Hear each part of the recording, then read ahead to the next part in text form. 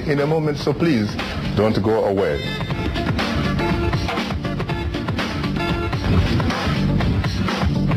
Potential Nigerian presidential candidate, Sule Lamido. Lamido, the populist governor of the backwater state of Jigawa, was foreign minister under Obasanjo. He is said to enjoy the support of the former president and of Jonathan, whom he backed to come to power. But analysts say Lamido is seen by his northern kinsmen as politically weak and too heavily influenced by Obasanjo, who is unpopular for helping to bring Yaradua to power despite knowing of his health problems. Ababa Ruma. Ruma was Yaradua's agriculture minister and has been his confidant since serving as governor of the remote northwestern state of Katsina. He was also education minister under Obasanjo. Ruma is a member of Yaradua's inner circle, which includes Yaradua's wife, Turai, and is seen as one of the candidates most likely to protect the interests of Yaradua and his allies. Wave to satellites, from broadcast to webcast, we've done it all since 1942. Today, we span the world. From this one building, we reach more than 115 million people a week in 45 languages, on radio, television, and the internet. This multimedia nerve center has more than 50 radio studios, 4 TV studios, over 20 TV edit suites, and one of the largest newsrooms in the world, working around the clock. All part of one mission, telling America's story and bringing straight and unbiased news where it's needed most. For a behind-the-scenes look at what we do and how we do it, come see The Voice. Visit voatour.com. This is Straight Talk Africa on The Voice of America. Call us now with your questions and comments. The number is 202-619-3111, and the U.S. country code is 1. Call us collect and we'll pay for the call. Or call direct and we will call you right back. Remember, keep your questions brief. Now, back to Straight Talk Africa. Thank you very much, Diana. Hello, I am Shaka Sali, and welcome back to Straight Talk Africa, live from Washington. If you have just joined us, today's topic, the political future of Nigeria.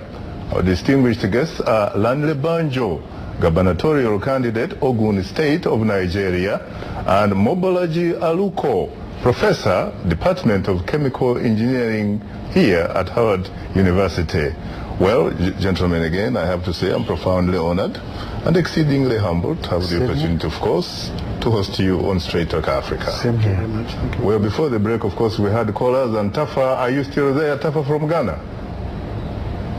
I'm here, Chaka. You have 30 seconds to complete your question, Tafa. Yes, sir. I'm talking about my advice to our brothers in Nigeria about the benefits involved on this democracy we are talking about. Chaka, in my country, Ghana, today, I have a president today who doesn't take a salary direct putting in his pocket. I have a president today who, anytime he travel out of this country, he doesn't take per diem. What you don't tell them that African president always when they travel they took. My president doesn't take it. And his salary has been directly channeled to the children's homes. You know, the also children's homes. That's where his salaries go. And this is the benefit of democracy. I don't know, because of democracy, how can I have this kind of leader? So our brothers in Nigeria should take their destiny into their own hands. They shouldn't sit down and listen to good luck or whatever his name, whatever he tells them, because he's going to follow the same route Obasanjo follow. The same thing, merry-go-round. You know, Tafa? Corrupt practices. You know, Tafa? Yes, sir. You know, back in 1957, when the Osage for Dr. Kwame Nkrumah declared your political independence, he said that the independence of Ghana by itself would be meaningless unless it was linked to the total liberation of the African continent. You remember? Exactly.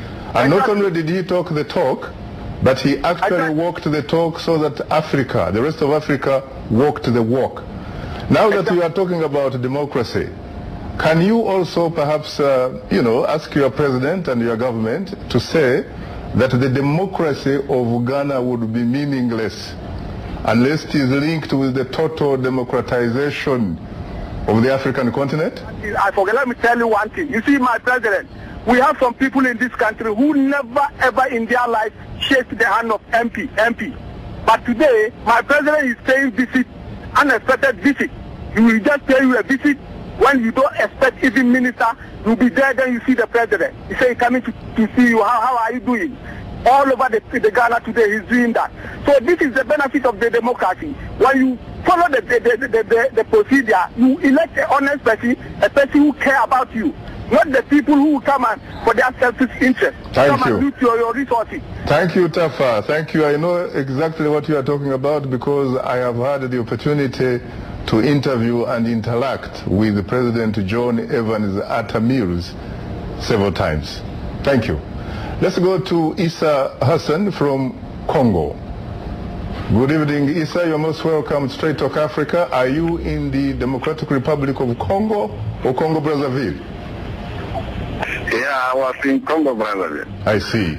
What is your question, sir? Yeah, my question is, the comment that the vice president of the acting president of Nigeria make that since November he hasn't seen Mr. Yar'Adua. I didn't understand that a whole acting president cannot know where his boss is. They last spoke, by the way, to be precise, on November 26th last year. Yeah. He said that is when he saw Yar'Adua last. Well, he did not see him. Yar'Adua was already in Saudi Arabia because he had left the country on the 24th of November. Yeah, if that be the case, then there is Nigeria is backward, and when we talk of leadership, because the country is not yet united. Thank you. Thank you very much. Let's go to Ambrose from Uganda. Good evening, Ambrose. You're most welcome to Straight Talk Africa. Thank you very much, Shaka. I go to Banji Lawi. With the political setup in Nigeria allowing international observers to observe polling stations in the urban and rural areas to ensure credible elections and peaceful voting. Past experience leads these international observers to concentrate only in the urban areas. We relocate to rural areas where large numbers of voters are located, so as to ensure democratic elections and free from shifting political electoral goalposts. Thank you very much. Thank you. Thank you so much. Let's go again to West Africa. Let's go to Patrick from Nigeria, to the great state, the great nation of Nigeria. Patrick, good evening. You're most welcome to Straight Talk Africa. Good evening, Mr. Shaka. I am hugely terrific today. How are you today? Fine, sir. So good evening, our guests. You know, there's a saying that 1 out of every Africans may be a Nigerian. Do you agree with that? By the grace of God, if all is being equal. My question to our guest, Mr. Shaka, is tonight: what will Nigerians do to stop election by selection and change of goalposts? In Nigeria, only the old men and women contest for election. What happens to the youth? That is what I mean by the youth. What do the youth of this country, do they have any opportunity? Because when you look at American government today, Obama, the age of Obama is not up to 50 or 52. But can Nigerians today give a Nigerian an opportunity within that age limit to contest for the presidency of this country?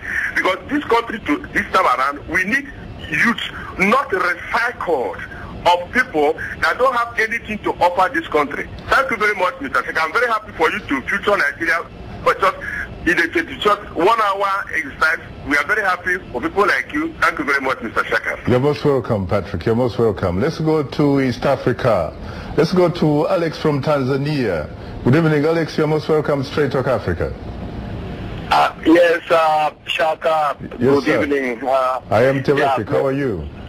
Very fine, sir. Dar es Salaam is always, and that God is helping. Habari za siku mingi. Salama mzee, tunaendelea vizuri, kazi nyingi, lakini Mungu anasaidia sana. Asante. Let's go back to Kiingereza. Haya, nashukuru sana. Ngoja nianze kimombo sasa. Okay. Shaka, today's topic is very crucial for Africa.